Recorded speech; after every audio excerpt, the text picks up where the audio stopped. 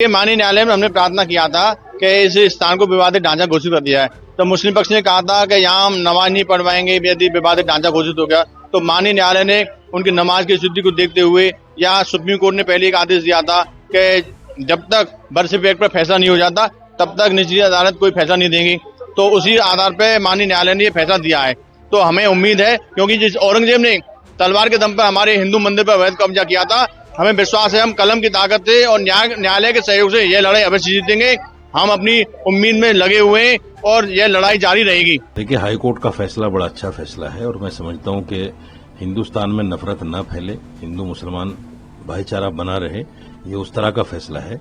दूसरी बात ये कि आपने हिंदू फरीक बोला है उसको, मैं उसको हिंदू फरीक नहीं कहता, मैं उसको दहशतगर्द ग्रुप कहता हूं, क्योंकि इन लोगों का काम हो गया है बाकायदा इस तरह की एप्लीकेशनें डालना, कहीं न कहीं कोर्ट को उस पर बाधित करना।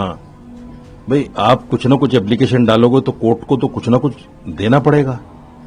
तो उसमें क्या है कि कोर्ट के बहुत सारे काम पेंडिंग पड़ रहे हैं और उससे बढ़कर देश में जो नफरत का वातावरण फैल रहा है वो सब क्या है, इन्हीं की वजह से हो रहा है। हमारी तरफ से सारे सबूत और साक्ष्य प्रस्तुत कर दिए गए थे। अब इसमें क्या है कि अगर कोई नहीं सुनता है, नहीं स्वीकारता है, केवल इतनी सी बात पे कि वो लोग कह रहे हैं कि हमारी प्रेय है या जो तथाकथित प्रार्थना जो वो क्या बोलते हैं उसको करने के वजह से और हमारे सत्य को ठुकराया गया है। ये दर्शाता है कि सनातन धर्म के धर्मावलंबियों को और इससे डबल ताकत से आना चाहिए, डबल ताकत से आने की जरूरत है, क्योंकि सत्य को हर कोई स्वीकार नहीं कर सकता है। अभी ये क्या है कि सत्य को स्वीकार नहीं कर रहे, सत्य को इनकार कर रहे हैं। अभी हमको सत्य को और मजबूती से प्रस्तुत करने की जरूरत है।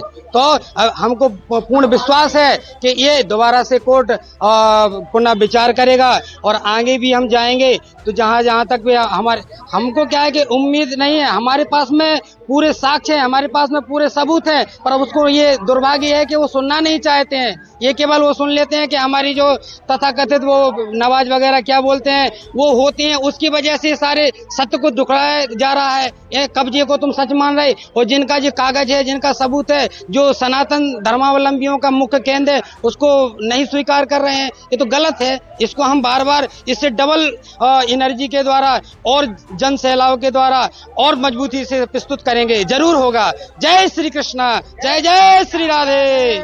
दहशतगर्द भी देश में नफरत फैलाता है, देश में दहशत फैलाता है।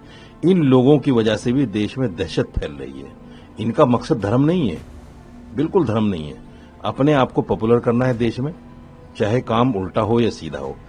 मोहन भागवत ने बड़ी अच्छी बात कही थी कि भाई अब ठीक है, बाबरी मस्जिद का फैसला हो गया, अब क्या हर मस्जिद में मंदिर ढूंढना, लेकिन लगे हुए हैं उसी काम पे। तो इन लोगों को मैं हिंदू फरीक नहीं मानता, मैं इनको दहशतगर्द ग्रुप मानता हूं। ये देश में दहशत फैलाना चाहते हैं, देश का बंटवारा चाहते हैं, देश में गृहयुद्ध जैसी स्थिति पैदा करना चाहते हैं कि हिंदू मुसलमान आपस में लड़े मंदिर मस्जिद को लेकर। नहीं तो ऐसे कुछ तथ्य नहीं मिलते।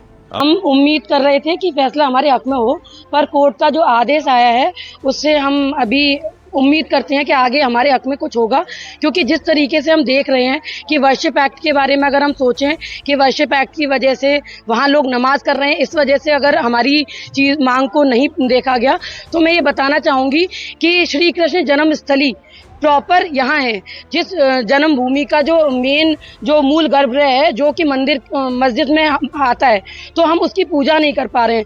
जबकि शाही मस्जिद जो है वहाँ पर नमाज नहीं होती, लेकिन फिर भी मुसलमानों को वहाँ नमाज करने की आज़ादी है। तो मैं सरकार से और कोर्ट से ये आग्रह करना चाहूंगी कि पहले आप इसके बारे में देखिए कि किसी भी मस्जिद में नमाज नहीं होती और शाही मस्जिद में केवल ईद की नमाज होती है, लेकिन फिर भी उनको हर जुम्मे पे नमाज करने दिया जा रहा है, जो कि बिल्कुल भी हमारे लिए अच्छा नहीं है। और हमारे जो प्रभु जहां जन्म हुआ उस स्थल का हम पूजन नहीं कर पा रहे। तो मुझे बेहद दुख है इस बात का और मैं उम्मीद करूंगी, आशा करूंगी कि आगे सब कुछ हमारे फेवर में आए। बाबरी मस्जिद के फैसले में सुप्रीम कोर्ट ने साफ तौर से कहा कि हमें ऐसा कोई साक्ष्य नहीं मिला कि मंदिर तोड़कर मस्जिद बनी हो, तो इनको खामोश हो जाना चाहिए था। जैसे हम खामोश हो गए जब मंदिर को वो जगह दे दी गई, हालांकि फैसला हमारे पक्ष में है।